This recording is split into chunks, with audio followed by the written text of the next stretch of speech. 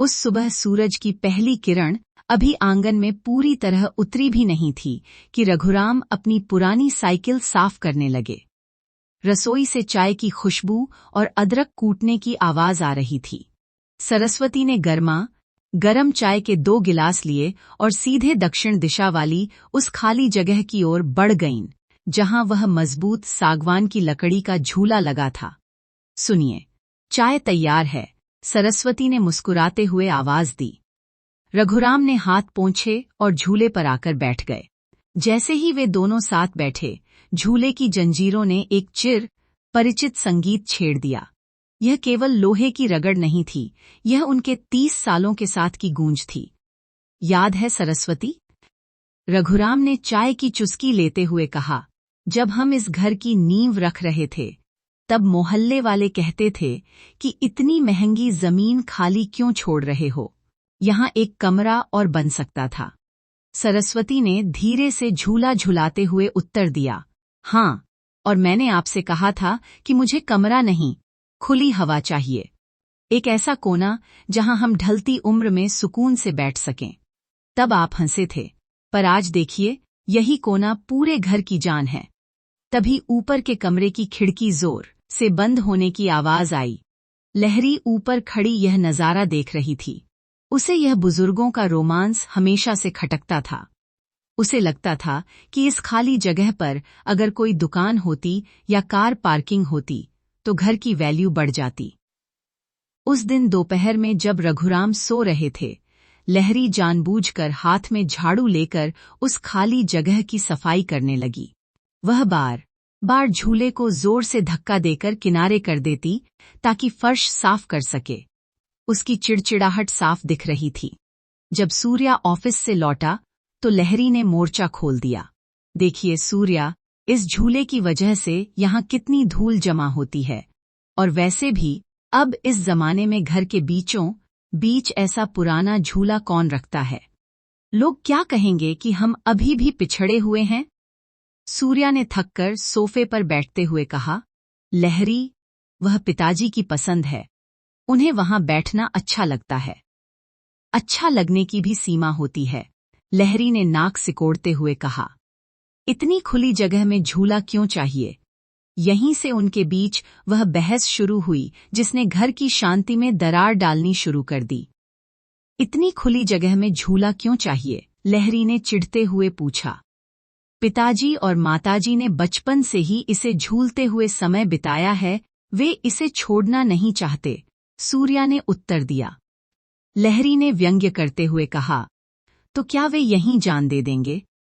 यह उनका 10वां चक्कर है, इसे बरामदे में लगवा दीजिए, आराम से झूलते हुए मजा लेंगे। उसने अपने पति की ओर विचित्र नजरों से देखा।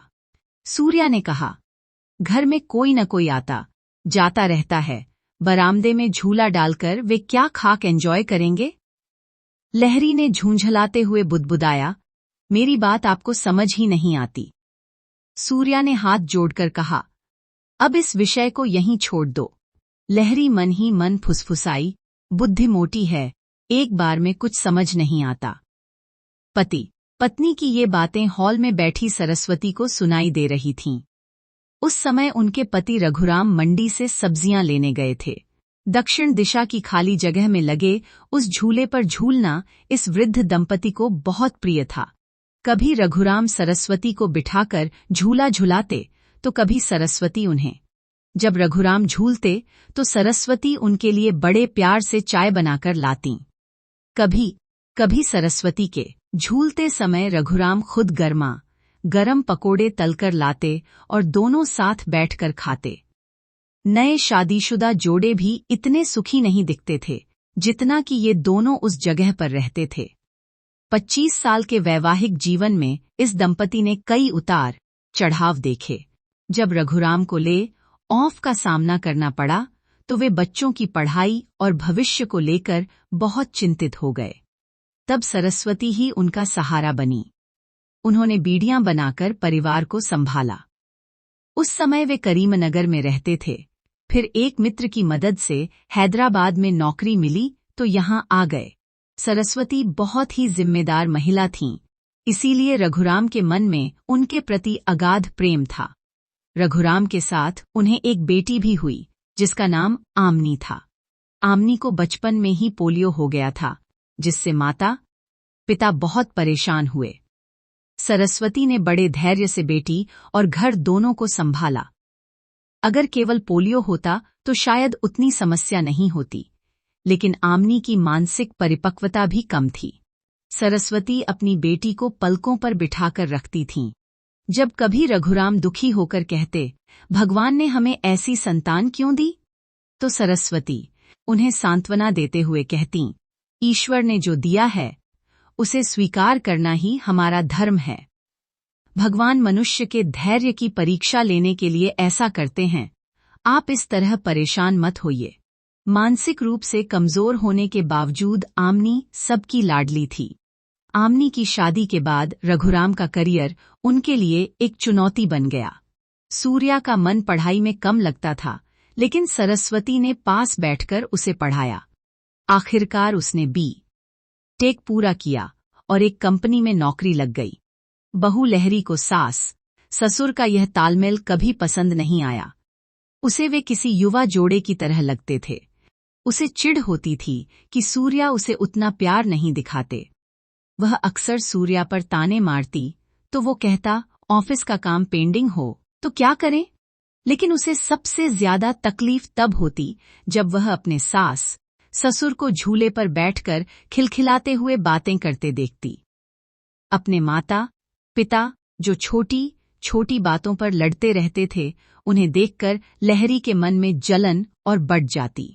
उसने ठान लिया कि वह उनकी सुखी का कारण बने इस झूले को हटवाकर ही दम लेगी। वह इन्हीं सोचों में थी कि रघुराम सब्जियां लेकर आए। उन्होंने सब्जियां पत्नी को देते हुए कहा, सरस्वती, मंडी में सब्जियों के दाम आसमान छू रहे हैं। सरस्वती ने दार्शनिक अंदाज में कहा, दाम चाहे जितने बढ़ें, खरीदना तो पड़ेगा ही। जब तक जीवन है, शरीर की चिंता तो करनी ही होगी। रघुराम ने सचेत किया, टमाटर 100 रुपये किलो बिक रहे हैं, जरा सावधानी से इस्तेमाल करना। तभी लहरी आई और सब्जियां फ्रिज में रखते हुए बोली, टमाटर की जगह थोड़ी इमली डाल लेंगे तो काम चल जाएगा। जब प्याज महंगे हुए थे, तब भी तो हमने तड़के में प्याज डालना बंद कर दिया था। उसने सुझाव दिया कि सास ससुर को बचत करनी चाहिए। सरस्वती को यह सुनकर थोड़ा गुस्सा आया। रघुराम समझ गए कि उनकी पत्नी का मूड ठीक नहीं है। उन्होंने लहरी से कहा, तुमने अपनी मां की तरह बिल्कुल सही बात कही है।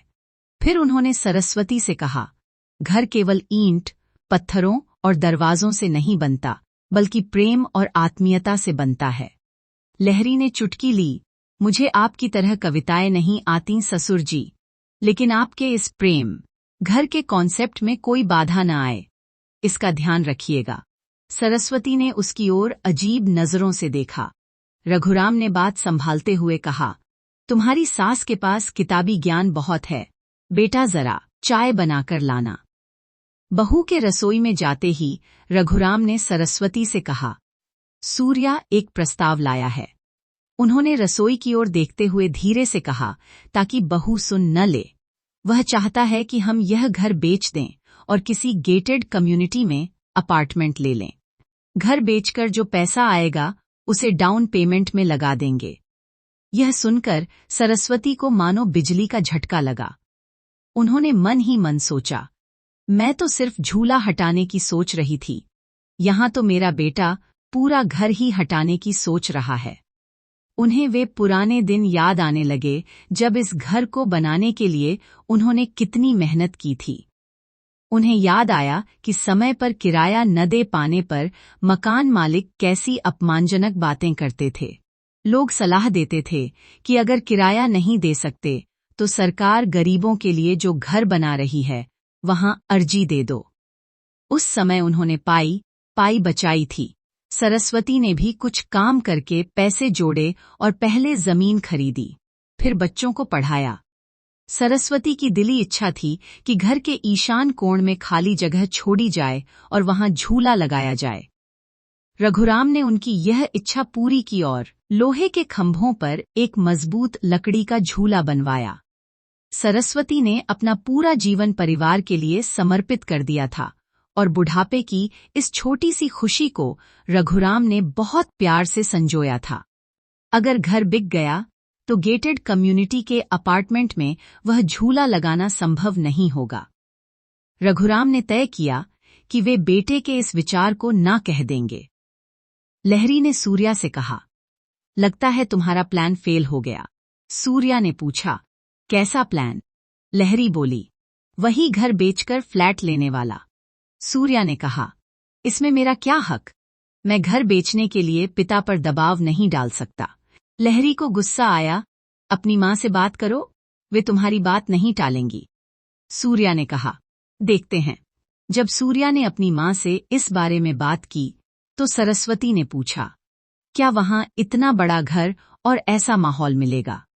सूर्या ने दलील दी, वहां सब कुछ पास मिलेगा मां, सब्जी के लिए मंडी जाने की जरूरत नहीं पड़ेगी। सरस्वती ने कहा, वहां जेल जैसा महसूस होगा। तुम्हारे पिताजी एक जगह टिककर नहीं बैठ सकते। अभी देखो, सब्जी लेने के बहाने जाएंगे और दोस्तों से घंटों बातें करेंगे। लहरी ने जब देखा कि उसकी दाल नहीं गल रही तो उसने नया चाल चला। सरस्वती को अपनी बीमारी कैंसर के कारण कीमोथेरेपी और दवाओं की जरूरत थी। सूर्या ने मां से कहा, मां, वह जगह अगर हम वीरस्वामी को दे दें तो वे वहां अपना सीमेंट का गोदाम बना लेंगे और हमें 20,000 किराया मिलेगा। लहरी ने आग में घी डालते हुए कहा, ससुर जी की दवाइयों का खर्च बहुत है, यह पैसा काम आएगा। वैसे भी ससुर जी को अस्थमा है, उन्हें सीमेंट की गंध बर्दाश्त नहीं होगी, इसलिए वहां गोदाम बनाना ठीक नहीं, दुकान बनवा देनी चाहिए। सरस्वती को समझ आ गया कि बहू और बेटा उस झूले वाली जगह पर नजर डालकर बैठे हैं। उन्होंने कड़े शब्दों में सूर्या से कहा, अपने माता पिता पर अपना रौब दिखाने के बजाय अपनी पत्नी के माता पिता को जाकर समझाओ।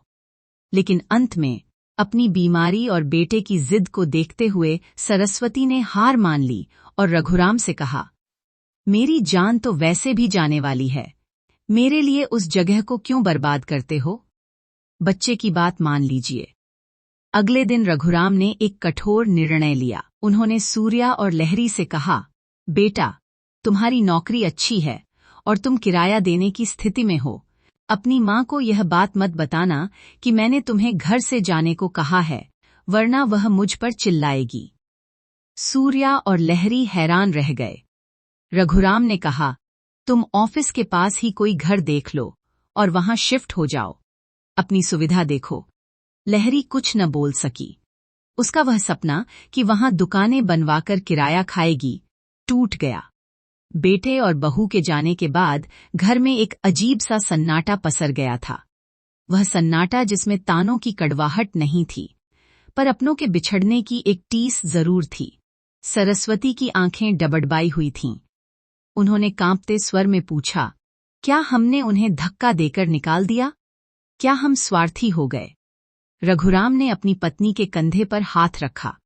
उनकी आंखों में एक अजीब सा सुकून और वैराग्य था। उन्होंने धीरे से कहा, सरस्वती, पंछी जब उड़ना सीख जाते हैं तो उन्हें पुराना घोंसला छोटा लगने लगता है। हमने उन्हें निकाला नहीं है, बस उन्हें उनकी अपनी दुनिया बनाने की आजादी दी है। और वैसे भी जिस रिश्ते में प्रेम न हो वह बोझ बन जाता है। रघुराम ने सरस्वती का हाथ थामा और उन्हें सहारा देकर उसी लकड़ी के पुराने झूले पर बिठाया। उन्होंने अपनी लुंगी का छोर संभाला और अपनी पत्नी को धीरे धीरे झुलाने लगे। झूले की चर्र चर्र की आवाज सूने आंगन में गूंजने लगी। सरस्वती ने रूंधे हुए गले से कहा, वीरस्वामी ने सही कहा था ना? लहरी को इस झूले से नफरत नहीं थी, उसे हमारे बीच के इस प्यार से जलन थी। उसे लगता था कि हम इस उम्र में इतने खुश कैसे हैं, जबकि उसके पास सब कुछ होकर भी वह बेचैन है। रघुराम मुस्कुराए, एक ऐसी मुस्कुराहट जिसमें जीवन भर का अनुभव था। उन्होंने झूला रोककर सरस्वती के पास ही बैठ गए और उनका झुर्रियों वाला हाथ अपने हाथों में ले लिया। सरस्वती, उन्होंने धीमी आवाज में कहा, लोग अक्सर घर को दीवारों और बैंक बैलेंस में ढूंढते हैं, वे भूल जाते हैं कि असली घर तो उन पलों में होता है जो हमने साथ जिए हैं। लहरी को लगा कि झूला हटा देने से उसकी बेचैनी कम हो जाएगी, पर उसे क्या पता कि यह झूला सिर्फ लकड़ी का तख्ता नहीं, हमारी सांसों की लय है। जब तक हम साथ हैं, यह झूला हिलता रहेगा। सरस्वती ने अपना सिर रघुराम के कंधे पर टिका दिया। ढलते सूरज की सुनहरी रोशनी उन दोनों के सफेद बालों पर चमक रही थी। उन्हें अपनी बेटी आमनी की याद आई, उसके मासूम संघर्ष याद आए, और वह दौर भी याद आया जब सूखी रोटियां खाकर उन्होंने इस जमीन का सपना देखा था। बस मिनट और झूल लो सरस्वती, रघुराम ने धीरे से फुसफुसाया। क्यों? अब कहाँ जाना है? सरस्वती ने आंखें मूंदते हुए पूछा। कहीं नहीं, रघुराम ने उन्हें फिर से एक हल्का सा धक्का देते हुए कहा। बस इस सुकून को जी लेने दो। कल फिर सुबह होगी, फिर टमाटर के दाम बढ़ेंगे, फिर बीमारियां घेरेंगी, पर आज, इस वक्त, इस झूले पर सिर्फ तुम हो, मैं हूं और हमारा वो सवेरा है जो हमने 30 साल पहले साथ देखा था। आंगन के कोने में लगा वह झूला धीरे धीरे हिल रहा था। घर अब खाली था, पर उस खालीपन में भी एक पूर्णता थी। रघुराम अपनी पत्नी को प्यार से झूला झुलाते रहे, मानो वे वक्त के पहिए को वहीं रोक देना चाहते हों। जहां न कोई बहू की कड़वाहट थी, न बेटे की महत्वाकांक्षा, बस दो वृद्ध हृदय थे जो एक दूसरे की धड़कन के सहारे आज भी मुस्कुरा रहे थे। यदि आपको वीडियो पसंद आया, तो कृपया लाइक करें और हिंदी वॉइस चैनल को सब्सक्राइब करें। और भी अच्छी अच्छी कहानियों के साथ फिर मिलती हूँ। कहानी देखने के लिए धन्यवाद।